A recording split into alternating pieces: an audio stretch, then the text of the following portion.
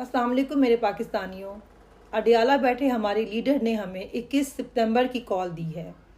इमरान खान हमारी लड़ाई लड़ रहा है। ये हमारी हकीकी आज़ादी की जंग है जिसकी वजह से वो कैद काट रहा है ताकि हमारी नस्लें जो हैं वो एक आज़ाद ज़िंदगी गुजार सकें। 76 साल से हम महकूम हैं। कब तक हम ऐसे ही अपनी माँ बहन बेटियों को अपनी आंखों के सामने जलील होता देखेंगे? कब तक अपने बच्चों को खौफ के साए में बड़ा होता देखेंगे? कब तक अपने बुज़ुर्गों को इस तरह रुसवा होता देखेंगे? कब तक अपने जवानों को नाउमीदी में ज़िंदगी गुजारते देखेंगे? कब तक हम इन चोरों को जो हम पर मुसल्लत किए गए हैं हमारी नस्लों का हक खाते देखेंगे? तो अपने लिए बाहर निकलें, अपनी नस्लों की बका के लिए, पाकिस्तान की बका के लिए बाहर निकलें। और एक बात याद रखें कि अडियाला बैठा शख्स सिर्फ मेरी या आपकी नहीं, पूरी कौम की आज़ादी की जंग लड़ रहा है। और आज़ादी कभी एक शख्स की लड़ाई से नहीं हासिल होती।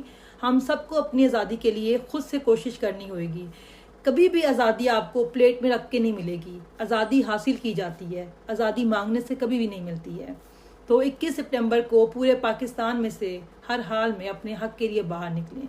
और इस बात को याद रखें कि कोई रियासत, कोई हुकूमत कितनी भी ताकतवर क्यों ना हो जाए, अपनी अवाम का मुकाबला वो नहीं कर सकती है, क्योंकि अवाम ही रियासत है, अवाम ही मालिक है, अवाम ही ताकत है। पुरअमन रहें, लेकिन आपका इत्तेहाद है, आपकी तादाद है, वही आपका हथियार है, वही आपकी ताकत है। पाकिस्तान जिंदाबाद, इमरान खान जिंदाबाद।